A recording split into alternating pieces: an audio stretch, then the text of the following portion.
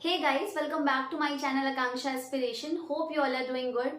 जैसा कि आप सबको पता है कि बिहार में टीचिंग वैकेंसीज का नोटिफिकेशन आउट हो गया है और आप आज से ही रजिस्ट्रेशन कर पाएंगे 25 नवंबर तक। और उसके साथ ही आपका जो पेपर होगा वो भी 1-1.5 महीने के अंदर कंडक्ट करा लिया जाएगा।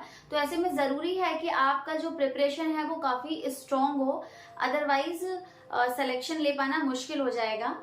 तो आज के इस वीडियो में पहले तो मैं आपके साथ एग्जाम पैटर्न डिस्कस करने वाली हूँ, क्योंकि एग्जाम पैटर्न में कुछ चेंजेस हुए हैं इस बार। जैसे वो लेते थे पहले उस तरीके से नहीं पेपर लिया जाएगा, थोड़ा सा चेंज है। पहले हम उसको देखेंगे डिटेल में, उसके बाद हम बात करेंगे क्या कि जो भी बच्चे सीटेट अपियरिंग है या फिर जो डीएलएड या फिर बीएड अपियरिंग है, क्या वो पेपर दे पाएंगे, तो इस पर हम बात करेंगे। और साथ ही हम बात करेंगे कि कैसे आप अपनी पूरी प्रिपरेशन को कर सकते हैं।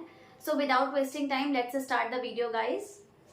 तो जो इस बार इनका जो एग्जाम पैटर्न है उसमें जो पेपर होगा वो टोटल आपके 150 मार्क्स का होने वाला है और 150 मिनट्स भी आपको मिलेंगे, 2.5 घंटे मिलेंगे। पहले 2 घंटे मिलते थे, अब आपको 2.5 घंटे मिलेंगे।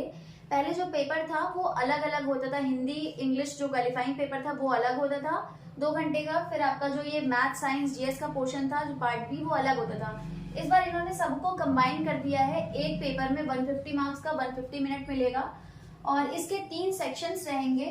सेक्शन ए में आपसे क्या पूछी जाएगी, लैंग्वेज पूछी जाएगी, इंग्लिश पूछी जाएगी। उसके बाद आपकी कोई भी जो नेटिव लैंग्वेज हो, हिंदी हो, उर्दू हो, बंगाली हो, कोई भी हो, वो पूछी जाएगी।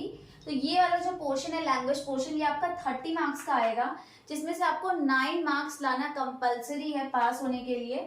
और अगर आप 9 मार्क्स ले आते तो ये जस्ट क्वालिफाइंग है 30 नंबर। उसके बाद इसमें आपको मतलब 9 मार्क्स लाना कंपलसरी है। इसके बाद अगर आप लाते हैं तो अच्छा है, नहीं तो इस बात से कोई फर्क नहीं पड़ता है। 9 नंबर लेकिन आने ही चाहिए, तभी आपका ये आगे चेक होगा पेपर। नेक्स्ट आपका जो सेक्शन है वो जीके जीएस का है, जो आपका 40 मार्क्स का आएगा, जैसे पहले भी आता था। और इसमें क्या आपके कौन कौन से सब्जेक्ट आएंगे, मैथ्स आएगा, साइंस आएगा, ईवीएस है, करंट अफेयर है, स्टैटिक जीके, भारतीय स्वतंत्रता आंदोलन, ये सारी चीजें इसमें पूछी जाएंगी। और इस पर मैंने पूरा एक डिटेल्ड वीडियो बना रखा है जिसमें मैंने आपको बताया कि आप एक मंथ में किस तरीके से इसकी पूरी प्रिपरेशन अच्छे से कर सकते हैं। अगर आपने अभी तक वो वीडियो नहीं देखा है तो मैं डिस्क्रिप्शन बॉक्स में उसका लिंक दे दूंगी, आप जरूर उसे चेकआउट करिएगा, क्योंकि मैंने प्रॉपर एक एक टॉपिक को बताया है कि आप किस टॉपिक को कहाँ से 1 महीने में कितनी जल्दी कवर कर सकते हैं। ये आपका टोटल 40 मार्क्स का आएगा। और लास्ट जो सेक्शन है, यहाँ पर मैंने पर्टिकुलरली मैथ्स और साइंस की बात की है, क्योंकि मैं साइंस पढ़ाती भी हूँ। तो मैथ साइंस की मैंने बात की, बाकी आप यहाँ पर एसएसटी अपनी लैंग्वेज को इसमें जोड़ लीजिएगा। तो इसमें क्या पूछा जाएगा, इसमें 6 to 8 के लिए आपकी एनसीईआरटी और एससीईआरटी, बस एनसीईआरटी उठा लीजिए, एससीईआरटी उठा लीजिए। ये आपको क्लास 10 तक की पढ़नी है, कहीं से और कोई बुक कुछ भी आपको पढ़ने की जरूरत नहीं है। केवल एनसीईआरटी पढ़िए, एनसीईआरटी घोर के पी जाइए, जो भी करिए, लेकिन एनसीईआरटी 10 तक की बिल्कुल कवर होनी चाहिए आपकी। और ये जो पोर्शन है ये बड़ा पोर्शन है, 80 मार्क्स का है। टोटल मिलाएंगे तो आपकी जो मेरिट बनेगी वो इन्हीं दोनों के बेसिस पे बनेगी।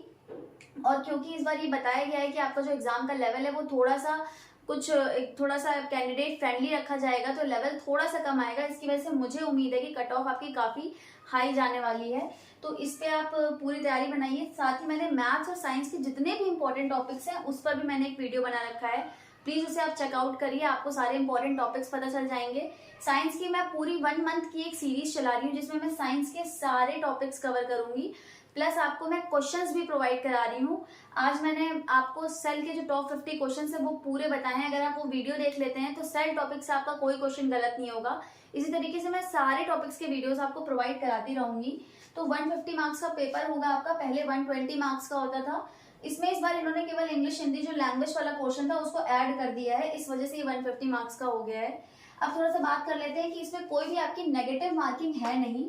और एक इम्पॉर्टेंट बात और है कि बहुत मेरे पास क्वेश्चन आ रहे थे कि मैम मैं सीटेट अपियरिंग हूँ, इस बार बीएड डीएलएड अपियरिंग हूँ, तो क्या मैं फॉर्म फिल कर सकता हूँ। तो अभी के लिए जो बीपीएससी का जवाब है वो है नहीं, आप फॉर्म नहीं फिल कर सकते हैं, क्योंकि आपको लिया नहीं जाएगा। उन्होंने साफ कहा है कि अगर 25 नवंबर के अंदर आपके पास आपकी जो डिग्री है, डिप्लोमा है, वो चीजें आ गई हैं, आपके पास पूरा रिजल्ट आ गया है, तो ही आप फॉर्म फिल कर पाएंगे, अदरवाइज उस चीज़ का कोई मतलब नहीं है। तो फिलहाल की जो इन्होंने ये चीज़ कही है, हो सकता है बाद में कुछ इसमें चेंज करें, जैसे इन्होंने प्राइमरी में किया था, लेकिन फिलहाल के लिए इन्होंने क्लियर कर दिया है कि अपियरिंग वालों को ये नहीं लेंगे, चाहे वो बीएड हो, डीएलएड हो या फिर सीटेट हो, किसी को भी नहीं लिया जाएगा फिलहाल के लिए। 25 नवंबर आपकी लास्ट डेट है। आज से रजिस्ट्रेशन स्टार्ट हो गया, अगर आपने अभी तक नहीं किया तो रजिस्ट्रेशन कर दीजिए। लास्ट डेट 25 नवंबर है और अपनी प्रिपरेशन को आप बिल्कुल स्ट्रॉन्ग कर लीजिए, क्योंकि ये मौका फिर आपको दोबारा पता नहीं कब मिले, इलेक्शन आने वाला है, इसलिए इतनी सारी वैकेंसीज हैं। और बिहार में तो इतनी वैकेंसीज भी देखने को मिल रही है, हमारे यूपी में तो वैकेंसीज ही नहीं है टीचिंग की, और जो है उसके पेपर भी अभी तक नहीं कंडक्ट कराए गए हैं। सो यही था आज का पूरा वीडियो। आई होप कि आपको चीज़ें समझ में आई होंगी, आपको पूरा एग्जाम पैटर्न समझ में आया होगा, और अपनी प्रिपरेशन को आप स्ट्रॉन्ग कर लीजिए, क्योंकि पेपर आपका कभी भी 1 महीने 1.5 महीने में कंडक्ट करा लिया जाएगा। Thank you so much.